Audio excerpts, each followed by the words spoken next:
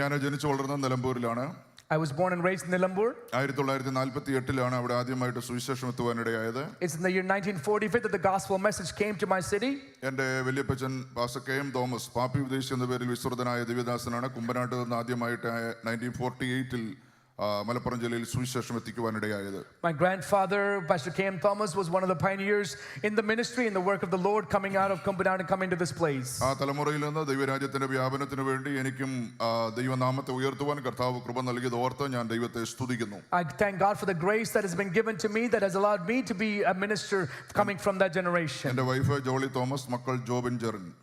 My wife Joy, my kids Jobin and Jaren. Perumbavoor താമസിച്ചുകൊണ്ട് ദൈവരാജ്യത്തിന്റെ വ്യാപനത്തിന് വേണ്ടി പ്രവർത്തിച്ചുകൊണ്ടിരിക്കുന്നു. And we are working in living in Perimbawur. We're working for the kingdom of God there. ദൈവം എനിക്ക് നൽകിയിരിക്കുന്ന ഏറ്റവും പ്രധാന ശുശ്രൂഷ എന്ന് പറഞ്ഞ പരസ്യയോഗത്തിൽ പ്രസംഗിക്കുക എന്നുള്ളതാണ്. And the main responsibility assignment that God has given me is to go and preach in the streets. കേരളത്തിന്റെ എല്ലാ ജില്ലകളിലും കടന്നുപോയിട്ട് തെരുവിൽ ദൈവവചനത്തെ ഉയർത്തുവാൻ കഴിഞ്ഞ നാളുകൾ ദൈവം എനിക്ക് അവസരം നൽകിയിട്ടുണ്ട്. And God has given me the opportunity to go visit different villages in Kerala and go and minister in the streets. ഈ ദിവസങ്ങളായിട്ട് ഞങ്ങൾ ചെയ്യുന്ന പ്രധാനപ്പെട്ട ഒരു ശുശ്രൂഷ സെൻട്രലിലെ വിശ്വാസികളുടെ ഭവനങ്ങളുടെ മുൻപിലുള്ള ആ വീടിന്റെ മുറ്റത്തുള്ള കൺവെൻഷനാണ്. And what we do now is we go and to the house front, the porch areas of the houses, and we have meetings in the outdoors. അതവിടെ നടന്നുകൊണ്ടിരിക്കുമ്പോൾ തന്നെ ദൈവം നൽകിയ മറ്റൊരു ദർശനമാണ് കാസർഗോഡ് മുതൽ തിരുവനന്തപുരം വരെ സഞ്ചരിച്ച എല്ലാ ഗ്രാമങ്ങളിലും നമ്മുടെ കർത്താവായ യേശുവിന്റെ മഹത്വമുള്ള നാമത്തെ ഉയർത്തുവാനുള്ള ഒരു നിയോഗം. And at that same time, God has given us an appointment, an assignment to go from Kasaragod to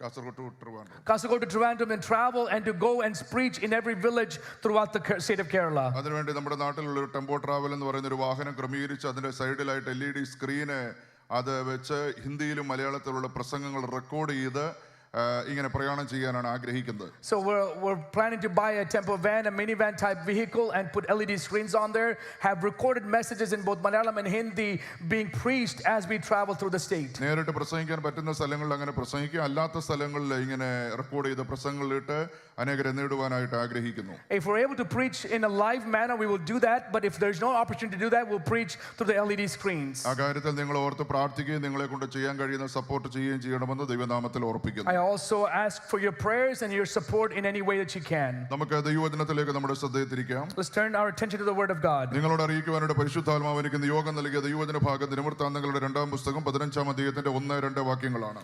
What the Holy Spirit has inspired me to preach on this morning is found in 2 Chronicles chapter 15 verses 1 and 2. ഒരാൾക്ക് വായിക്കാം. The Spirit of God came upon Azariah the son of Oded, and he went out to meet Asa and said to him, "Hear me, Asa, and all Judah and Benjamin. The Lord is with you while you are with him. If you seek him, he will be found by you. But if you forsake him, he will forsake you." ഈ അനുഗ്രഹീത ദൈവവചനത്തിനായിട്ട് ദൈവത്തിന് സ്തോത്രം ചെയ്യുന്നു. I praise God for this blessed word of God.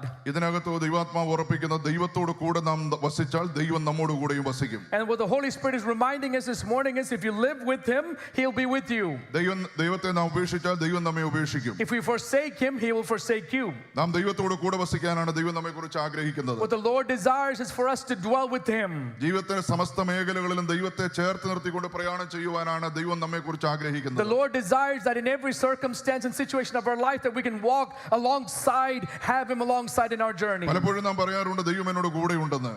Oftentimes we say God is with me. എന്നാൽ ദൈവം എന്നോട് കൂടെയുണ്ടെന്ന് വാക്കുകൾ കൊണ്ടല്ല പ്രവൃത്തികൾ കൊണ്ട് വെളിപ്പെടുത്തുവാനിടയാകണം. But it's not just simply by words we say that God is with me, but with our practice and our life we should be able to declare that God is with me. യഹൂദ രാജാവായ ആസ തന്റെ ജീവിതത്തിലൂടെ വെളിപ്പെടുത്തി ദൈവം തന്നോട് കൂടെയുണ്ടെന്ന്. Asa the king of Judah is declaring and is proclaiming through his life that God is with him. 14-ാം അധ്യായം 15-ാം അധ്യായം 16-ാം അധ്യായം ഒക്കെ വായിക്കുമ്പോൾ ദൈവം തന്നോട് കൂടെയുണ്ടെന്ന് ബോധ്യപ്പെടുത്തുന്ന ഒരുപാട് വാക്കുകൾ കാണാനായിട്ട് കഴിയുന്നു. In the chapters 14, 15 and 16 we can see in many instances in which Asa declares that through his life that God is with him. ഒന്നാമതായിട്ട് ദൈവം കൂടെയുണ്ടെന്ന് താൻ വെളിപ്പെടുത്തിയത് ന്യായപ്രമാണത്തെ അനുസരിക്കുവാനും അത് അന്വേഷിക്കുവാനും അനേകരെ താൻ പ്രേരിപ്പിക്കുന്നതിലൂടെയാണ്. The first way we see that God is with them is the way that he encourages people to seek of the law, the book and the commandments of God. ഇന്ന് ദൈവം നമ്മോട് കൂടെയുണ്ടെന്ന് നാം വിളംബരം ചെയ്യുമ്പോൾ ദൈവ വചനത്തിന് നമ്മുടെ ജീവിതത്തിൽ സ്ഥാനമുണ്ടായിരിക്കണം. When we say that God is with me, that must mean that the word of God has a prominent place within our lives. ഇന്ന് രാവിലെ ബൈബിൾ ക്ലാസ്സിലെ പ്രിയ കർത്താവിന്റെ ദാസൻ ദൈവവചനത്തിന്റെ മഹത്വത്തെ ഇവിടെ ഉയർത്തുവാനിടയായി. In the Bible study this morning we talked about the greatness and the marvelous aspect of the word of God. വീണ്ടും ദൈവവചനം ഇവിടെ ഉയരുകയാണ്. And even now the word of God is being exalted. നമ്മുടെ ജീവിതത്തിലെ ദൈവത്തിന്റെ വചനത്തെ നാം മുറുകെ പിടിച്ചുകൊണ്ട് യാത്ര ചെയ്യുമ്പോൾ അത് ലോകത്തോട് പൈശാചിക ശക്തികളോട് വിളംബരം ചെയ്യുന്ന ഒരു സത്യമുണ്ട്. ഞാൻ ദൈവത്തോട് കൂടെ വസിക്കുന്നവനാണ്. When we hold firm to the word of God and the principles of God is practiced in our life, we're declaring to the world that every satanic force is being defeated because God is with me. ഒരുപാട് ആചാരങ്ങളും അനുഷ്ഠാനങ്ങളും താത്വികാചാര്യ പ്രമാണങ്ങളും പാരമ്പര്യത്തിന് നൂലാമാലകളുമുള്ള ലോകത്തില് ശരിയായ തലത്തിൽ നമ്മളെ കൊണ്ടെത്തിക്കുന്ന Magna കാർട്ടയാണ് ദൈവത്തിന്റെ വചനം. In the world that we live in, which where traditions and philosophies and different rituals and routines exist, we hold on to the word of God as the Magna Carta of our life. ലോകമാഗംഭീരമായ രീതിയിലൂടെ ദിശയറിയാതെ ദിക്കറിയാതെ നാം മുന്നോട്ട് പോകുമ്പോൾ ശരിയായ ദിശയിൽ നമ്മെ കൊണ്ടെത്തിക്കുന്ന navigator ആണ് ദൈവത്തിന്റെ വചനം. In which we travel through many paths and different directions in this world, the word of God is our compass that brings us into the path of the God. ആത്മീക ലോകത്തിൽ ഒരുപാട് ദുരുപദേശങ്ങൾ ഉയർന്നു വരുമ്പോൾ ശരിയായ ദിശയിലേക്ക് ശരിയായ വാഗ്ദത്തങ്ങളിൽ നമ്മളെ കൊണ്ടെത്തിക്കുന്ന ഏവങ്കേലിയനാണ് ദൈവത്തിന്റെ വചനം. In a world where we see many false doctrines and false teaching arise in the name of Christianity, the word of God is the evangelion that brings us back into the right doctrine. ഈ ദൈവവചനം അനുസരിക്കുവാൻ കർത്താവ് നമുക്ക് കൃപ നൽകിയതുകൊണ്ട് നമ്മുടെ കരങ്ങൾ ഉയർത്തി ദൈവത്തിന് സ്തോത്രം ചെയ്യാം. Since God has given us this privilege to know this word and believe this word of God, we should be able to praise God. രണ്ടാമത് രാജാവ് ചെയ്ത കാര്യം പാപത്തിന്റെ ശക്തികളെ മുഴുവൻ തന്റെ രാജ്യത്തിൽ നിന്ന് തന്റെ ജീവിതത്തിൽ മാറ്റിക്കളയുവാനിടയായി. The second thing that Asa does is he removes every aspect of sin, every influence of sin from his kingdom and from his life. ഇത് ആവർത്തിച്ചെന്ന് രണ്ടാമത്തെ പ്രാവശ്യമാണ് പരിശുദ്ധാത്മാവ് കേൾപ്പിക്കുന്നത്. This is the second time that we're seeing that, hearing that this morning. രാവിലത്തെ Bible ക്ലാസ്സിൽ ഈ കാര്യം തന്നെ കർത്താവിന്റെ ദാസൻ വേറൊരു തലത്തിൽ നിന്നുകൊണ്ട് പരാമർശിക്കുവാനിടയായി. In the Bible study, we also talked about a different aspect in which we see a different king doing the same thing. ആസന്റെ രാജ്യത്തിലുള്ള വിഗ്രഹ ശക്തികളെയും ആഭിചാര ശക്തികളെയും ഇന്നലകളിലെ ജനത്തെ ആത്മീക അധപ്പതനത്തിലേക്ക് നയിച്ച പാപത്തിന്റെ ശക്തികളെയും നീക്കിക്കളയുവാനിടയായി. What we see there is Asa has removed the sins, the power of sins, the influences, the idolatry, the witchcraft, the things that took them to the decreased level, abandoned level of spirituality. Asa removes all that. അതുകൊണ്ട് ദൈവത്തോട് കൂടെ വസിക്കുന്നു എന്ന് പറയുന്ന ഒരു ദൈവവൈതലിന്റെ ജീവിതത്തില് പാപത്തിന്റെ ശക്തി വാഴുവാനിടയാകരുത്. അതിന്റെ രാഗം മോഹങ്ങളോടുകൂടെ ജീവിതത്തിൽ ഉപേക്ഷിക്കുവാനിടയാകണം. If we're proclaiming that God is with me, we should have the wherewithal, the boldness to say the power of sin has no hold on me. It does not reign in me at all. മൂന്നാമതായിട്ട് അദ്ദേഹം കോട്ട കെട്ടിയതായിട്ട് ദൈവവചനത്തിൽ കാണുന്നു. The third thing that we see, he is building a tower of refuge. എന്ന് പറഞ്ഞാൽ രാജ്യത്തിന്റെ ആത്മീക ഉയർച്ചയ്ക്ക് ദോഷം വരുത്തുന്ന ശക്തികള് തന്റെ രാജ്യത്തിലേക്ക് വരാതെ വണ്ണം അഥവാ പാപം പ്രവേശിക്കാതെ വണ്ണം കോട്ട കെട്ടുവാനിടയായി. So what happens is he built a fortress so that the sin and the influential power of sin cannot come into his kingdom. ഒരു ദൈവവൈതൽ ദൈവത്തോട് കൂടെ വസിക്കുന്നു എന്ന് പറയുമ്പോൾ പാപത്തെ സ്വാഗതം ചെയ്യുന്നവനായിരിക്കരുത്. പാപം ജീവിതത്തിൽ പ്രവേശിക്കാൻ സാധ്യതയുള്ള സകല വഴികളും കോട്ടകെട്ടി സൂക്ഷിക്കാനിടയാകണം. A child of God should not invite sin to come into their life. Rather, they should build a fortress surrounding your livelihood so that sin cannot have any influence on you. തുടക്കത്തിൽ ഇത് ഒരുപക്ഷെ ആർക്കും അറിയാൻ കഴിഞ്ഞെന്ന് വരികയില്ല. In the beginning, maybe nobody realizes what's happening. ഇവിടെ ന്യൂയോർക്കിൽ ഒരു അറ്റോർണിയോ ഒരിക്കല് പോലീസിലേക്ക് ഫോൺ ചെയ്തിട്ട് പറഞ്ഞു, ഞാൻ കഠിനമായിട്ട് വളർത്ത് മൃഗത്തിന്റെ കടിയേറ്റ് മരണാസനായിരിക്കുകയാണ്, എന്നെ വന്ന് രക്ഷിക്കണമെന്ന്. A lawyer in New York once called the police officer and said, I've been bitten brutally by an animal. Please come and rescue me. I'm near death. അങ്ങനെ ആംബുലൻസുമായിട്ട് അവർ വന്നപ്പോൾ അവർക്ക് മനസ്സിലായി ഇത് കഠിനമായ മുറിവാണ്, എത്രയും പെട്ടെന്ന് ഹോസ്പിറ്റലിൽ എത്തിച്ചിട്ടില്ലെങ്കിൽ ഇദ്ദേഹം മരിച്ചു പോകും. And when the ambulance came, they realized that the wounds are deep, and if he's not immediately taken to the hospital, he would immediately die. അങ്ങനെ അവരെ അദ്ദേഹത്തെ ഹോസ്പിറ്റലിൽ എത്തിച്ചു. വീട്ടിൽ വന്ന് അവർ തെരഞ്ഞു നോക്കി. അവർക്ക് മനസ്സിലായി ഇതൊരു വളർത്തുനായുടെ ആക്രമണമല്ല, മറ്റെന്തോ പ്രശ്നമാണ്. And they took him to the hospital. The people came back to the house to research and see what took place, and they realized it's not a dog that he was raising with some other wild beast. വീടിനുള്ളിൽ അന്വേഷിച്ചപ്പോൾ വീടിനുള്ളിൽ ഒരു കടുവ. So when they looked around the house, they see a bear there. So they asked the man, how did this bear come into your house? അദ്ദേഹം പറഞ്ഞു, പണ്ട് പിക്നിക്കിന് പോയപ്പോൾ ഒരിക്കൽ ഒരു കടുവ കുഞ്ഞിനെ കാണുവാനിടയായി. അങ്ങോട്ടും ഇങ്ങോട്ടും ഒക്കെ നോക്കി ആരും കണ്ടില്ല. ആ കടുവ കുഞ്ഞുമായിട്ട് അദ്ദേഹം വാഹനത്തിലെ വീട്ടിൽ വന്നു. അതിനെ ലോകത്തിലും ആരും അറിയാതെ അതിനെ വളർത്തുവാനിടയായി. And the man responded that when I was in a picnic that I saw this tiger and I brought him back to the house and I raised him from as a cub and he's with me ever since and nobody has ever seen him. അദ്ദേഹത്തിന്റെ വീട്ടിലുള്ളവരോ ഫ്രണ്ട്സോ നൈബേഴ്സോ ഒന്നും അറിഞ്ഞില്ല ഈ വീട്ടിനകത്ത് ഒരു കടുവ വളരുന്ന കാര്യം. And none of his friends, neighbors, nobody knew that the tiger was being raised inside the house. ഒരിക്കലും അബദ്ധവശാൽ വാതിൽ തുറന്നു കടുവയുടെ സ്വഭാവം കാണിച്ചതുകൊണ്ടാണ് ഇദ്ദേഹം മരണാസന്നനായി പോയത്. And in an opportune moment, he opened the door of the cage, and this is when this accident took place. ഇതുപോലെ പാപത്തെ ആരും അറിയാതെ അതിന് താരാട്ട് പാടാൻ കഴിഞ്ഞേക്കാം, അതിനെ പാലൂട്ടാനായിട്ട് നമുക്ക് കഴിഞ്ഞേക്കാം. പക്ഷേ ഇന്ന് സഭയ്ക്കകത്ത് കുടുംബത്തിനകത്ത് ദേശത്തുള്ള സകല യശസ്സുകളും തകർത്തുകൊണ്ട് ഒരു ദിവസം പാപം നമ്മുടെ മേലെ അതിന്റെ ശരിയായിട്ടുള്ള പ്രവൃത്തി വെളിപ്പെടുത്തുവാനിടയാകും. We might treat sin in a similar manner. We might think it's something that's to be lightened, something that's not to be serious. But what happens is the more you embrace sin, the more you entertain sin, sin comes in and removes all the glory and takes over our life in a very brutal and fatalistic manner. Pentecost ലോകത്തിൽ Orlando IPC എന്ന് പറഞ്ഞാൽ വളരെ യശസ്സ് ഉയർത്തി നിൽക്കുന്ന ഒരു സഭയാണ്. In the Pentecostal world, IPC Orlando is something that is a church that stands with glory. അതുകൊണ്ട് ഇന്ന് പകൽക്കാലം ദൈവാത്മാവ് പറയുകയാണ് ഈ സഭയുടെ യശസ്സ് വളർത്തുവാനായിട്ട്, ഈ സഭയുടെ മഹത്വം ഇനി ഉയർത്തുവാൻ എൻ്റെ ആത്മീക ജീവിതത്തിൽ, എൻ്റെ രഹസ്യ ജീവിതത്തിൽ പാപത്തോട് യാതൊരു സന്ധിയും ചെയ്യാതെ അതിനോട് പ്രാണത്യാഗത്തോടെ എതിർത്ത് ദൈവനാമത്തിനോട് ഞാൻ സമർപ്പിക്കപ്പെടുന്ന ഒരു ജീവൻ നയിക്കുമെന്നുള്ള തീരുമാനം നമ്മുടെ ഭാഗത്തുണ്ടാകുവാൻ ദൈവം നമ്മെ കുറിച്ച് ആഗ്രഹിക്കുകയാണ്. Our Lord desires that for the church to remain in the glory that the Lord God desires it to be, that each and every one of us makes a decision that sin will not have any hold, not even in my secret life will sin have any influence. I will say goodbye, I will set it aside so the church can continue to grow in the glory of God. നമ്മുടെ കർത്താവിന്റെ കണ്ണുകളെ മറച്ചുകൊണ്ട് ഒന്നും ചെയ്യാനായിട്ട് നമ്മെ കൊണ്ട് കഴിയത്തില്ല. No, none of us can do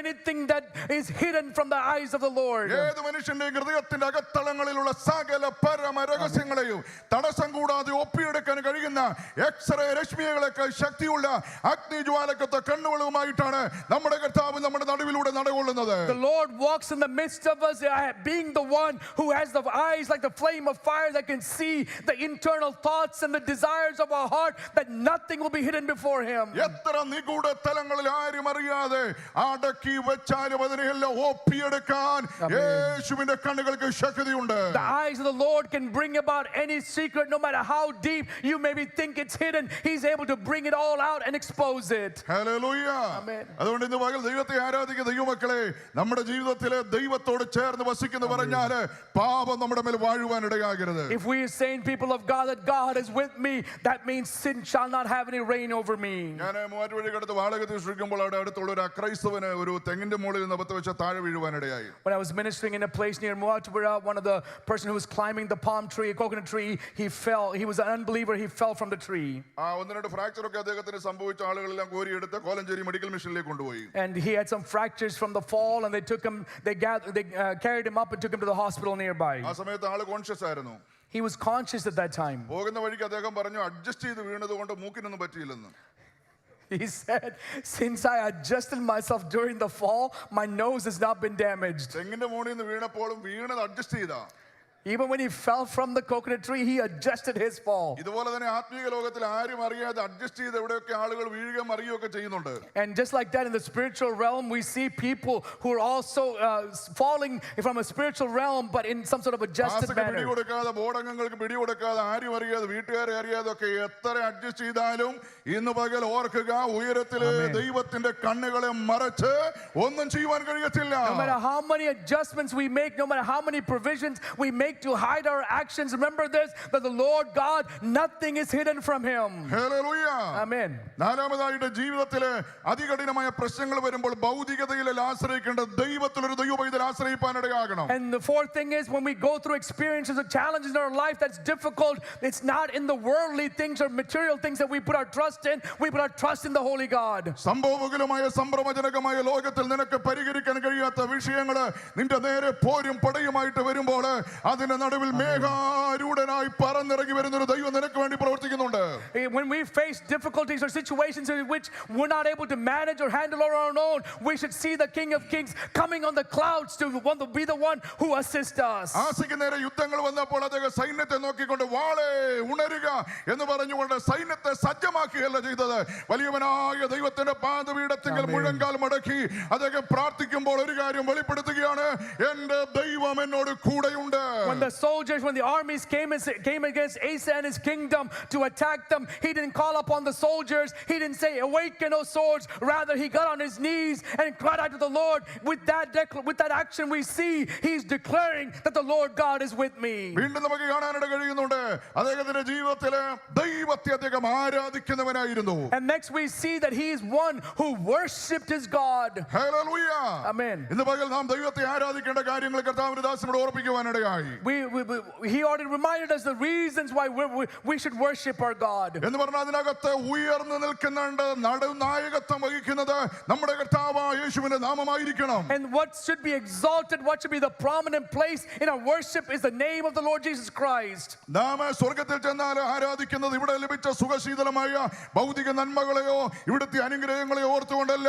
കുഞ്ഞാടേ, നീ അറുക്കപ്പെട്ടു, നിന്റെ രക്തം കൊണ്ട് ഗോത്രങ്ങള്, ഭാഷകള്, വംശങ്ങളുടെ വിലയ്ക്ക് വാങ്ങി എന്ന് പറഞ്ഞുകൊണ്ട് വീണ്ടെടുപ്പിന്റെ മഹത്വമാണ് നാം അവിടെ ഉയർത്തുന്നത്.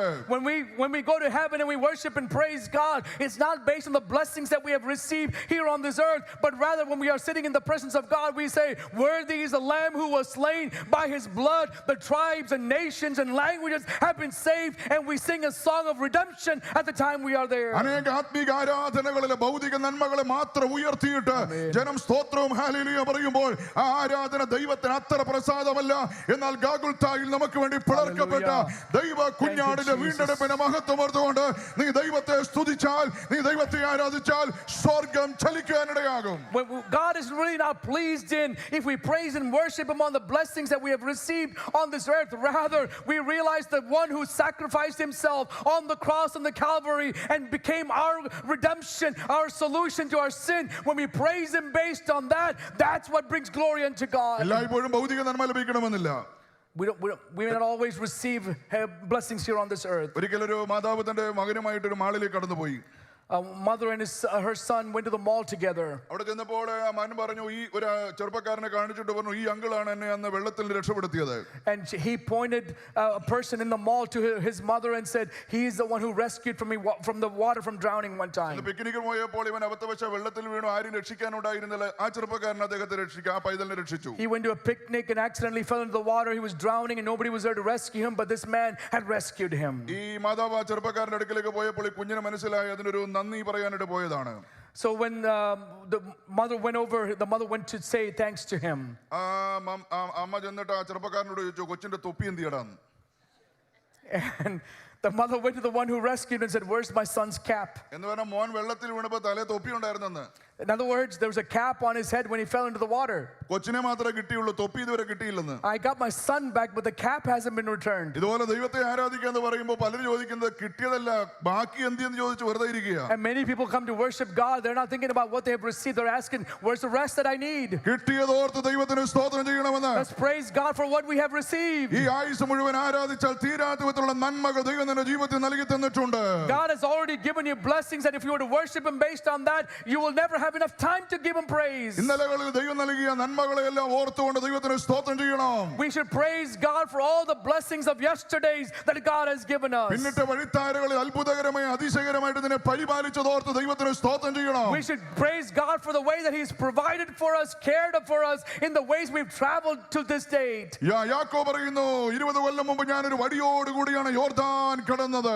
Jacob said 20 years ago I crossed river Jordan with a rod in my hand. എന്നാൽ ഇപ്പോൾ എന്നെ വലിയ രണ്ട് കൂട്ടമാക്കി തീർത്തിരിക്കുന്നു. But now he's made me a large two groups. അർഹത കൊണ്ടല്ല, യോഗ്യത കൊണ്ടല്ല, കൃപയാൽ എന്നോട് കാണിച്ച സകല ദയയ്ക്കും വിശ്വസ്തതയ്ക്കും ഞാൻ അപാത്രമത്രേ എന്ന് പറഞ്ഞുകൊണ്ട് അവൻ ദൈവത്തെ ആരാധിക്കുകയാണ്. And it's not because I deserved it. I praise God. I worship him for the grace and the mercy that he has showered upon me. Hallelujah. Amen.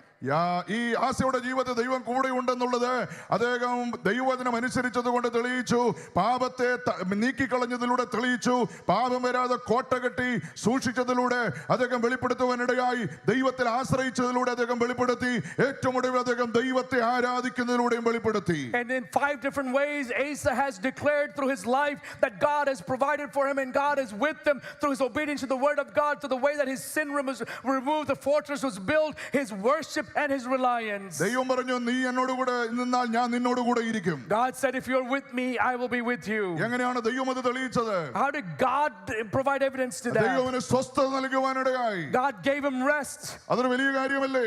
Isn't that a big thing? ഞാൻ ഇവിടേക്ക് വരുന്നതിന് ചില ആഴ്ചകൾക്ക് മുമ്പ് എറണാകുളത്തുള്ള ലേക്ക് shore ഹോസ്പിറ്റലിൽ ഒരു ഡോക്ടറായിരുന്നു George Abraham. Just a few weeks before I was able to come to the US, I had a chance to visit with Dr. George Abraham at a hospital in Ernakulam. 3600 kidney transplantation അദ്ദേഹം നടത്തിയിട്ടുണ്ട്. He has done over 3,000 kidney transplants in his practice. ഇട്ടുമുടുവാൻ പണം അദ്ദേഹത്തിനുണ്ടായിരുന്നു. He has stocks and stocks of money. ഏറ്റവും പ്രധാനപ്പെട്ട തലങ്ങളിലൂടെ അദ്ദേഹം വിരാജിച്ച വ്യക്തിയാണ്. He's traveled through many important places. എന്നാൽ ജീവിതത്തിന്റെ സമ്മർദ്ദങ്ങളുടെ നടുവിൽ പിടിച്ചു നിൽക്കാൻ കഴിയാതെ ആ മനുഷ്യൻ ലോകത്തോട് അദ്ദേഹം സൂയിസൈഡ് ചെയ്ത് ലോകത്തോട് വിട പറഞ്ഞു. But in the midst of the challenges that he faced personally, he was not able to withstand, and he took his own life. ദൈവത്തോട് കൂടെ വസിക്കുന്ന ദൈവവൈതൽ നിന്റെ മനസ്സിനകത്ത് സ്വൈരതയും സ്വസ്ഥതയും തരുന്നത് ദൈവത്തിന്റെ വചനമാണ്, ദൈവമാണ്.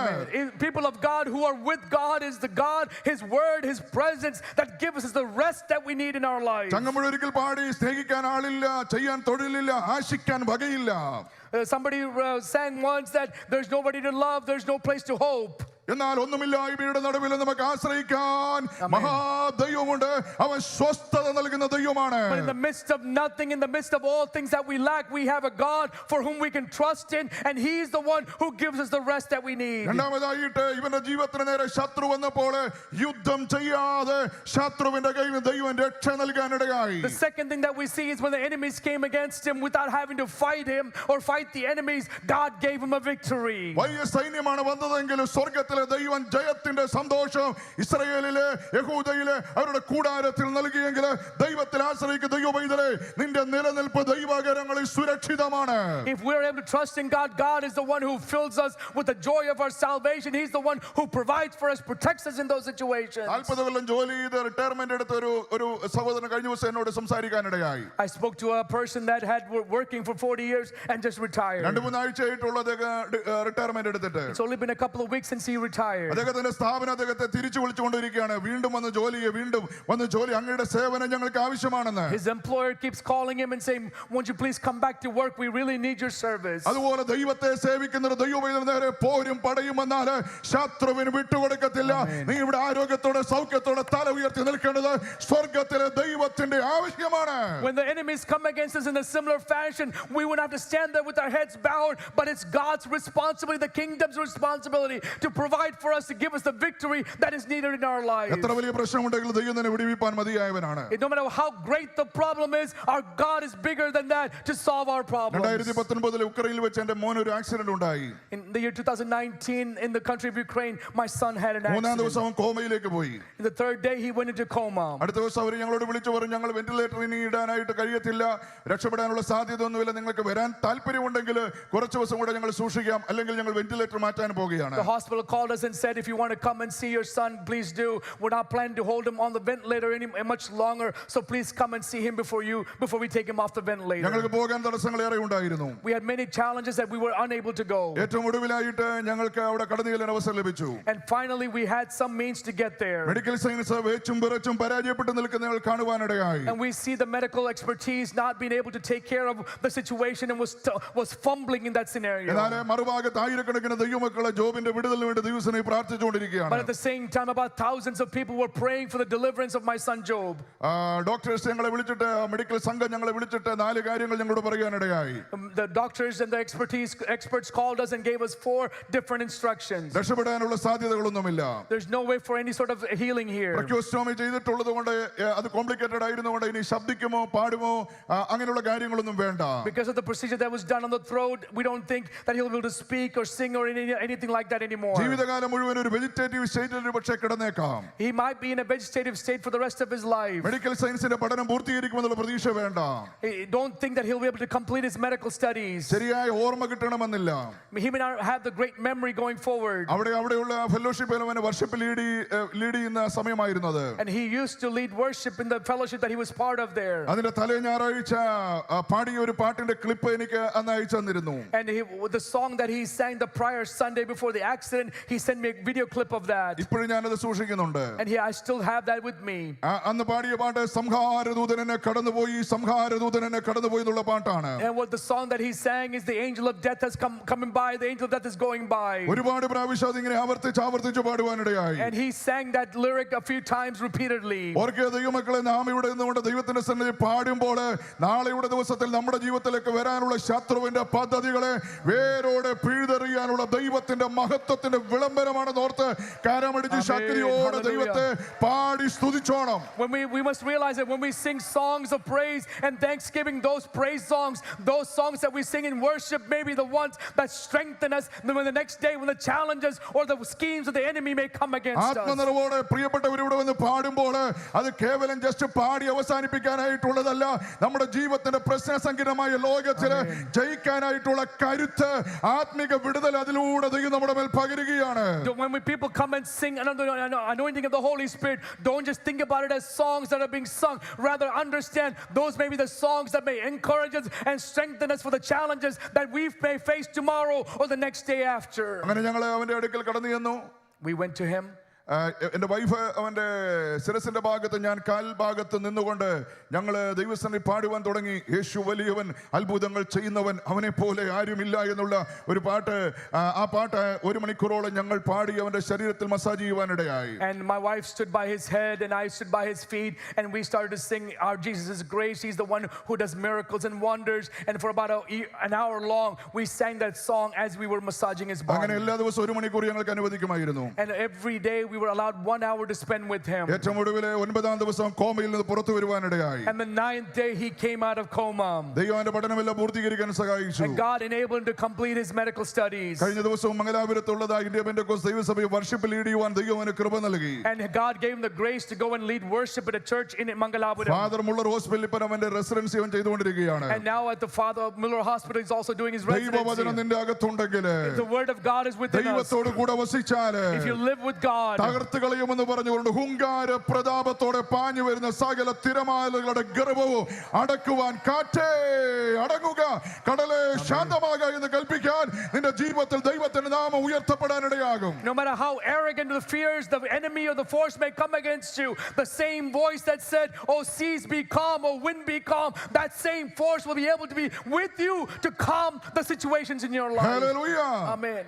ദൈവവചനത്തിന്റെ ആ മഹത്വത്തിനോട് ഇരുന്നപ്പോൾ ഇവന് ദൈവം പ്രതിഫലം കൊടുക്കാനിടയായി. As he stood for the word of God, God started to reward him. Hallelujah. ദൈവം പറഞ്ഞു, ദൈവത്തെ ഉപേക്ഷിച്ചാൽ ഞാൻ ഉപേക്ഷിക്കും. God said, if you forsake me, I will forsake you. ഇദ്ദേഹത്തിന്റെ ജീവിതത്തിൽ ഇസ്രായേൽ രാജാവായ ബയശ യുദ്ധവുമായിട്ട് വന്നപ്പോൾ ഇദ്ദേഹം ദൈവത്തിലല്ല പിന്നെ ആശ്രയിച്ചത്, അദ്ദേഹം ഭൗതികതയിൽ ആശ്രയിപ്പാനിടയായി. Later on we see that when another enemy comes against him, he didn't trust in God, he trusted in something worldly. ഇതിനു മുമ്പ് നല്ല ജയമുണ്ടായപ്പോൾ ദൈവത്തിലാണ് ആശ്രയിച്ചിരുന്നത്. When he had a greater victory earlier, he trusted in God. എന്നാൽ ജീവിതത്തിന്റെ അവസാനം ചെറിയ പ്രശ്നം വന്നപ്പോഴും കയ്യിലുള്ള നന്മകളും ആലയത്തിലെ നന്മകളും ദൈവാലയത്തിലെ അനുഗ്രഹങ്ങളെല്ലാം ജാതീയ രാജാവിന് കൊടുക്കുക, സ്വന്തം സഹോദരനെ ഇല്ലാതെയാക്കാൻ.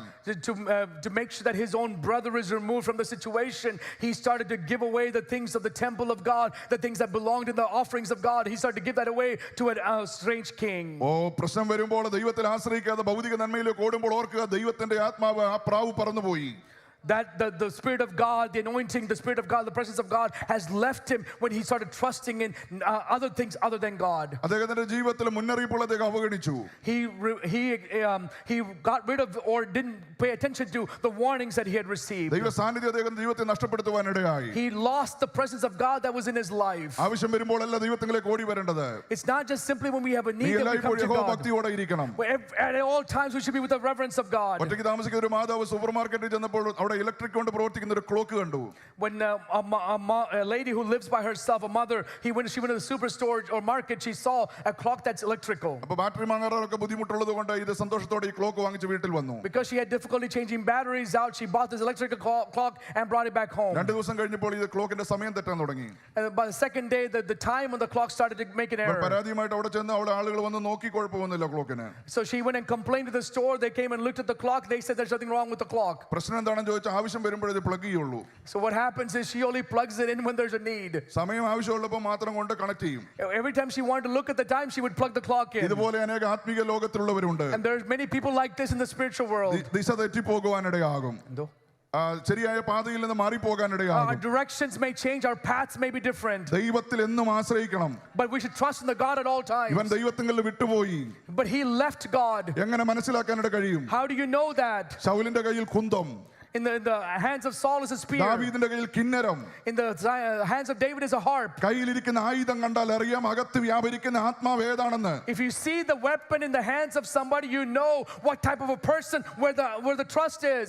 അതിരങ്ങളിലൂടെ ഒഴുകി വരുന്ന വാക്കുകൾ കേട്ടാൽ അറിയാം അകത്ത് വ്യാപരിക്കുന്ന ആത്മാവ് ഏതാണെന്ന്. By listening to somebody's words, you can know what spirit is influencing them, is living inside of them. അദ്ദേഹത്തിന്റെ പ്രവൃത്തി കൊണ്ട് അദ്ദേഹം തെളിയിച്ചു ഞാൻ ഒരു ദൈവപൈതലല്ലെന്ന്. By his word, by his action, he declares, I am not a child of God. ദൈവവചനത്തെ അദ്ദേഹം ഉപേക്ഷിച്ചു.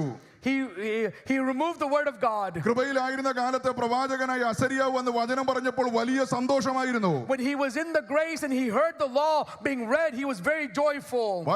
വചനത്തെ ഉപേക്ഷിച്ച് ദൈവത്തെ ഉപേക്ഷിച്ച് വചനം പറഞ്ഞ ദൈവദാസനോട് പ്രവാചകനോട് അദ്ദേഹം ക്രോധിച്ചു. And he became angry at the prophet, the messenger of God, who shared the word with him. അദ്ദേഹത്തെ കാരാഗൃഹത്തിൽ അടച്ചു. And he put him in prison. ജനത്തെ അദ്ദേഹം പീഡിപ്പിച്ചു. And he persecuted him. ദൈവത്തെ ഉപേക്ഷിച്ചപ്പോൾ ഇദ്ദേഹത്തിന് സമസ്ത മേഖലകളിലും പരാജയമുണ്ടായി. When he neglected God, he had experienced failures in every aspect of his life. ഇന്ന് പകൽ ദൈവവചനത്തിൽ സന്തോഷിക്കാൻ കഴിയുന്നുണ്ടോ? Are you able to be joyful in the word of God this morning? മന്ന ആദ്യം കഴിച്ചപ്പോൾ അത് തേൻപുരുട്ടെ ദോശയ്ക്ക് തുല്യമായിരുന്നു. When they first tasted the manna, it tasted like wafer with the honey. കുറെ കാലം കഴിഞ്ഞപ്പോൾ അത് എണ്ണ പുരട്ടിയ ദോശയ്ക്ക് തുല്യമായി. And after a while, they said it's a wafer with oil. ഏറ്റവും ഒടുവിൽ ചോദിച്ചു ഈ മന്നയല്ലാതെ വേറൊന്നുമില്ലേ? And lastly, they asked, is there something else besides taste manna? നഷ്ടപ്പെട്ടു പോയി. The taste is lost. ഇതുപോലെ ആത്മീയ ലോകത്തിൽ ഇന്ന് പലർക്കും ദൈവവചനത്തിൽ സന്തോഷമില്ല. In many ways, in the spiritual world, many people do not have the taste or the കാരണം joy in എന്താണെന്ന് the word of ചോദിച്ചാൽ God ദൈവത്തെ ഉപേക്ഷിച്ചു. because they have neglected God. ഏറ്റവും ഒടുവിൽ ദൈവം ഇദ്ദേഹത്തെ ഉപേക്ഷിക്കാനിടയായി. And finally, we see God neglecting him. ഇദ്ദേഹത്തിന്റെ ജീവിതം ഒരു ദുരന്ത പര്യവസാനമായി മാറി. And his end was a brutal failure. ഇദ്ദേഹത്തിന്റെ രോഗക്കിടക്കിൽ ദൈവം മേഘാരൂഢനായി ഇറങ്ങി വന്നില്ല. In this time of sickness, God didn't come on the clouds. സമയത്തിന് മുമ്പ് ഇദ്ദേഹം And അസ്തമിക്കുവാനിടയായി. before time, he expired. അതുകൊണ്ട് IPCയിൽ ദൈവത്തെ ആരാധിക്കുന്ന ദൈവവൈതലേ എന്ത് വില കൊടുത്തും ദൈവത്തോട് കൂടെ വസിക്കുക. And people of God, people of the members of the IPC, whatever price you have to pay, stay with God. ദൈവത്തോട് കൂടെ പ്രയാണം ചെയ്യുക. Travel with him. അതിനായിട്ട് ദൈവം നിങ്ങളെ സഹായിക്കട്ടെ. May God enable us for that.